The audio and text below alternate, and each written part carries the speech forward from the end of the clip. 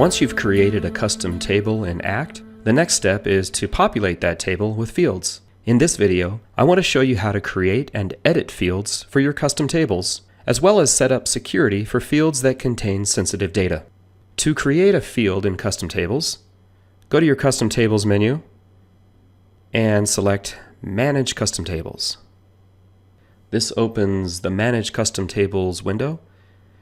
So you need to load your table from the Load Table dropdown. Mine is titled Crates. And once you've done that, just click the Create Field link in the left. Creating fields in custom tables is very similar to defining fields in ACT, but I'll walk through a couple fields here with you. My first field is going to be Start Date, and so for the field type I need to select Date from the drop-down menu.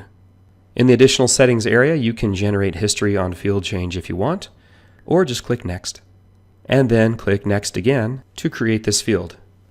As a reminder, when you're creating fields in this way, ACT is going to lock your database in order to add these fields to your table. So it's always a good idea to manage your field creation during a time when there are no users logged into your database.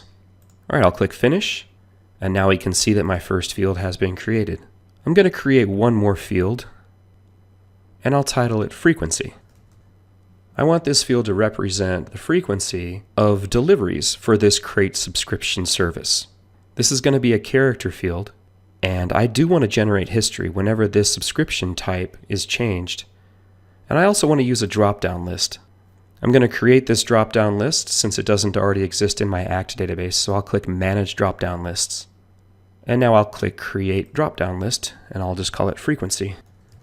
It's going to be a character type, and if I want, I can put in a little optional description here. I don't want users to edit items in this list, so I'll uncheck that box. And now I can add the values that I want to appear in the drop-down list. We'll do monthly, quarterly, and annually.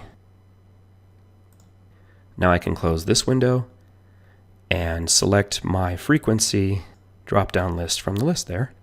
And now I'll click Next. I don't want to adjust any default values or field lengths here, and I'm not going to use sequential field settings yet. We'll do that a little bit later. So I'll click Next, and now I need to add some rules here. I do want to limit to the list in my dropdown. I don't want this to be multi-select, and I'll just click Next from there.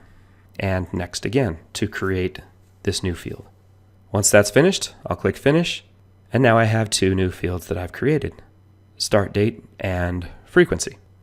Editing a field is pretty easy as well. All you have to do is highlight your field and then click the Edit Field link, and you can change your field name and a multitude of other settings. To delete a field, highlight your field and click Delete Field.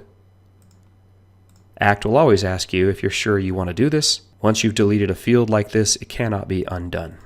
The last thing I want to show you here is setting security on a specific field. So in my example, I want to be the only one at my company who sets the frequency for my customers. In that case, I need to make a little bit of a change to the security setting on this field. So I'll click Field Security. ACT warns me again that the database is going to be locked in order for me to change this field setting. So I'll click Yes. And at the top of the screen, I need to set my default permission first.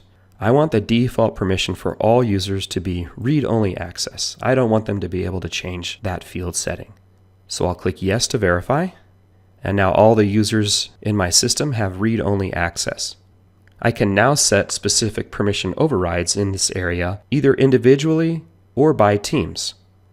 I'm just going to set it individually for myself by clicking the Edit button and then choosing Full Access for myself.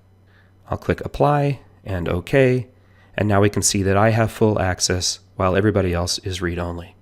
It's now okay to close this window, and we can close the Manage Custom Tables window also. Now that we've created fields for our custom tables, the next step is to design the layouts that our users will see in ACT.